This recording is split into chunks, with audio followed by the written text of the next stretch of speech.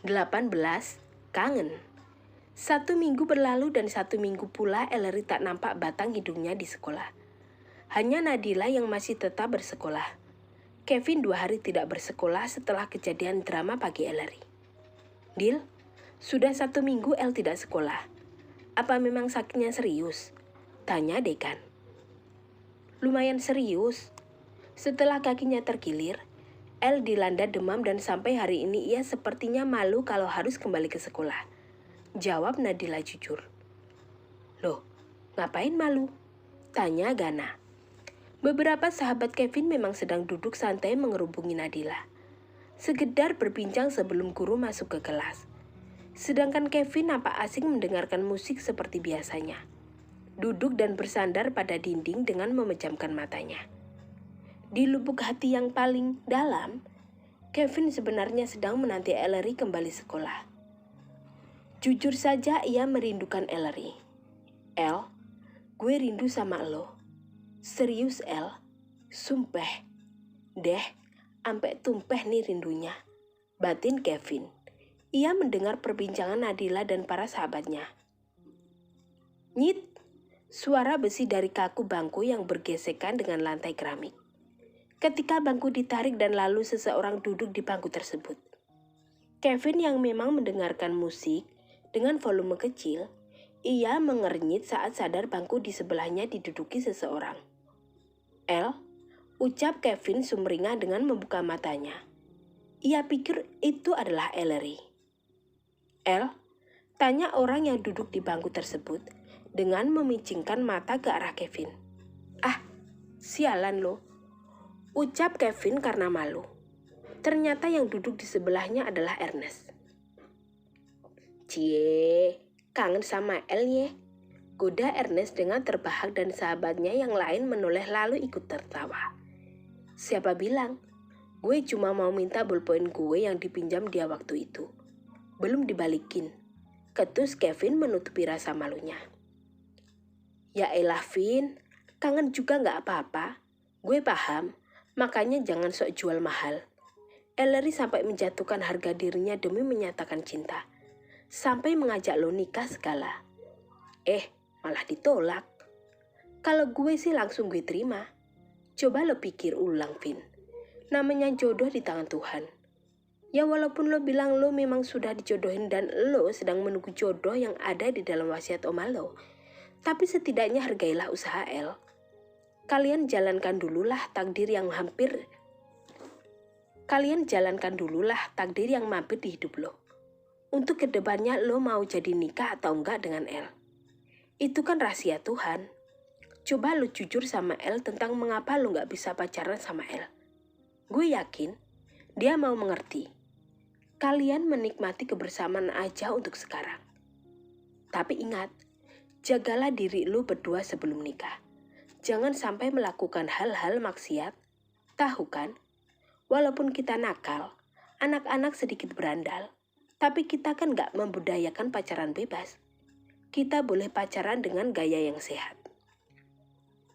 Kevin diam saja, mendengarkan perkataan Ernest yang panjang lebar itu. Kalau dipikir-pikir memang seharusnya ia memberikan kesempatan kepada Ellery. Untuk mereka menikmati waktu bersama. Mungkin saja kalau ia jujur kepada Ellery tentang jodoh yang sedang ia tunggu, sepertinya Ellery akan mengerti bahwa dirinya sedang menantikan jodoh lain yang disebutkan dalam wasiat sang nenek. Kevin menghela napas pelan, berpikir ulang tentang perkataan Ernest. Sahabatnya yang lain pun mendengarkan kata-kata Ernest yang panjang itu. Mereka kini diam menantikan reaksi Kevin yang hanya diam juga. Gue akan pikirkan kembali.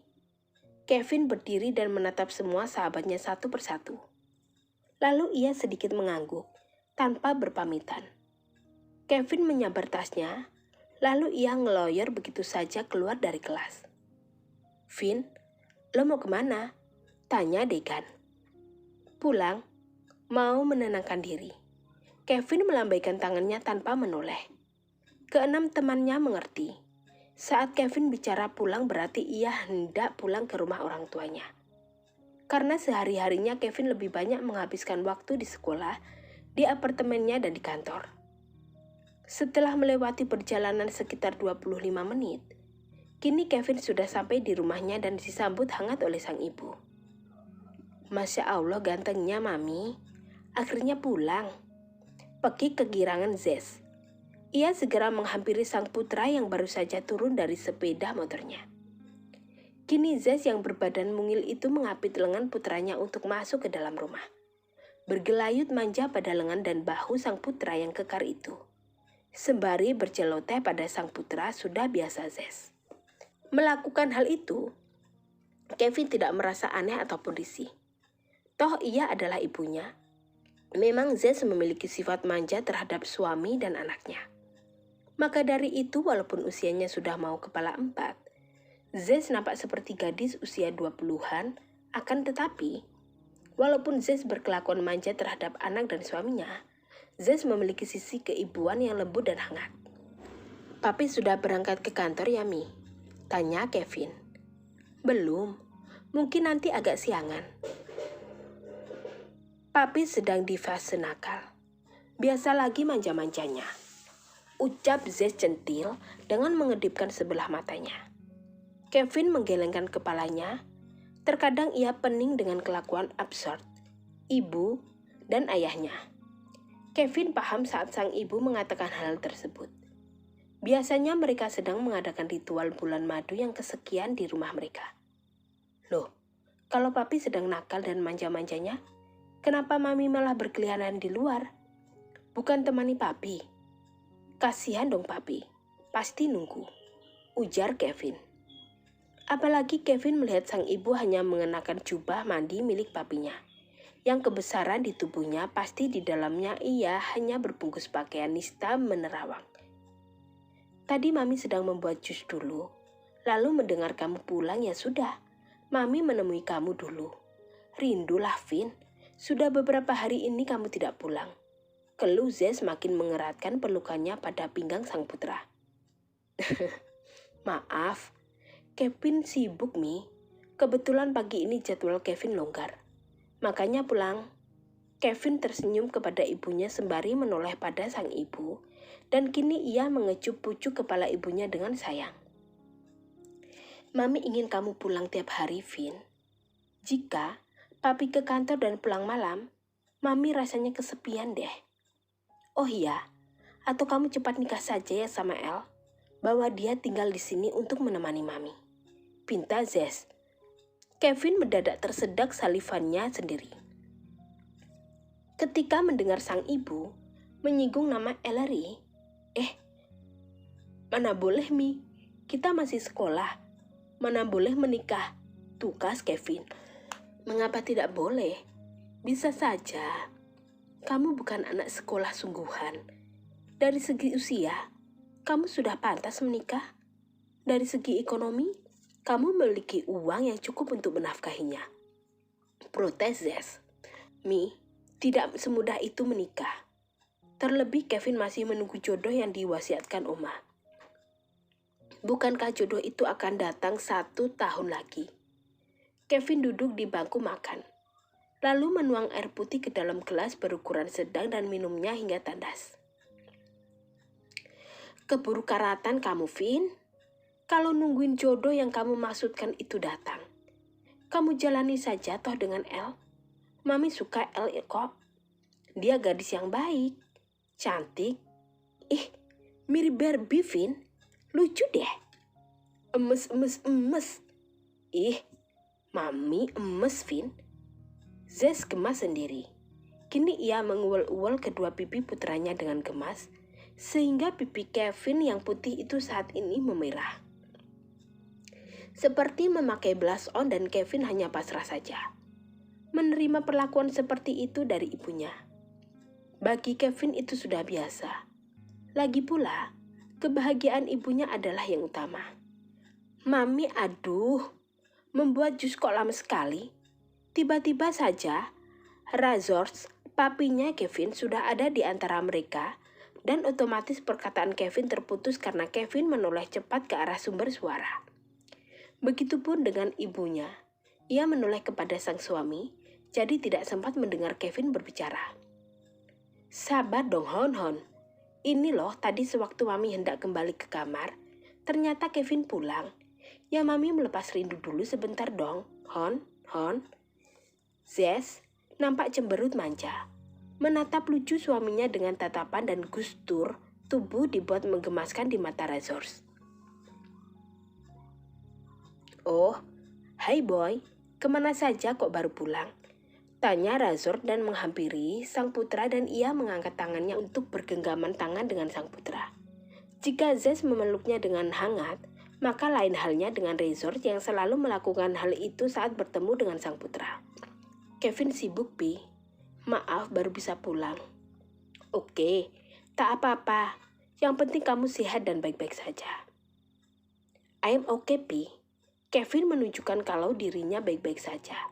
Ya sudah, kalau kamu tidak ke kantor dan bersekolah, istirahat saja. Papi pinjam Mami ya.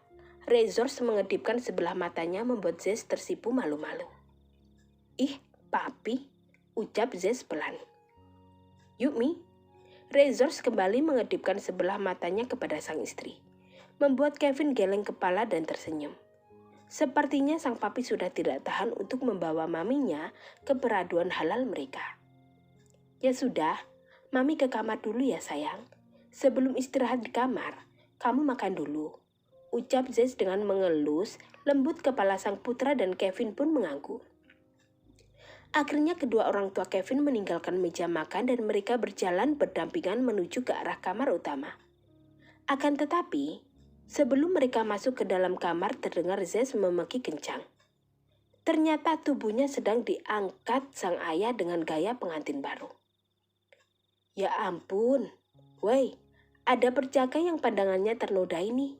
Peringatan Kevin dengan suara kencang. Sorry Vin, urgen. Balas sang papi dengan tertawa dan kemudian terdengar pintu tertutup dengan sedikit keras. His, orang tua gak ada akhlak. Pamer kemesraan terus di depan anak perjaka. Omel Kevin sembari berjalan naik lantai atas menuju kamarnya. Dengan memakan buah pir yang ada di atas meja, maka tadi ia tidak begitu lapar. Maka dari itu ia tidak meminta dibuatkan makanan kepada sang ART. Hari-hari berlalu. Sudah 2 minggu Ellery belum juga masuk sekolah. Kevin sungguh gelisah dan merasa bersalah. Di samping itu, ia pun rindu akan Ellery. Ya ampun, begini rasanya jatuh cinta. Semakin lama dipendam, bukan semakin hilang, malah semakin merindukan. Batin Kevin. Kevin hanya sendiri. Ia sengaja datang lebih pagi dan kini ia duduk di atas motor besarnya, sedangkan menunggu kedatangan Nadila. Ia hendak menanyakan kabar tentang Ellery. Karena kalau di kelas pun Nadila bersikap dingin padanya, maka tidak ada kesempatan untuk ia bicara kepada Nadila. Tak berapa lama, Kevin bernapas lega.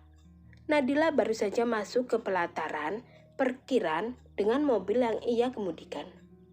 Kevin tersenyum kecil.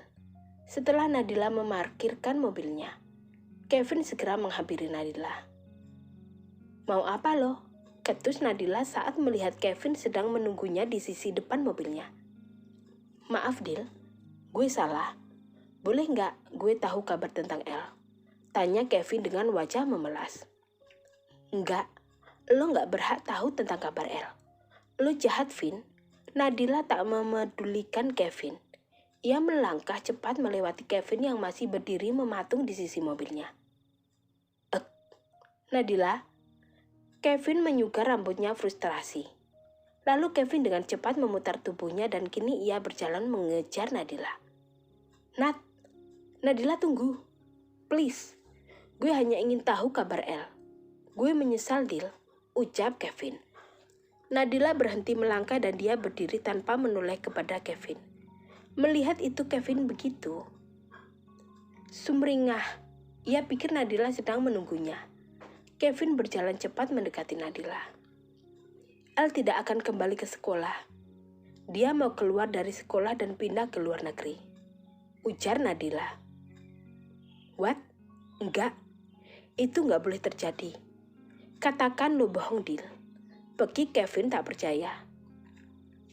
Ia mendadak lemas mendengar perkataan Nadila yang mengatakan Ellery yang akan keluar dari sekolah itu dan pindah ke luar negeri. Berarti memang sudah tidak ada kesempatan lain untuknya berdekatan dengan Ellery.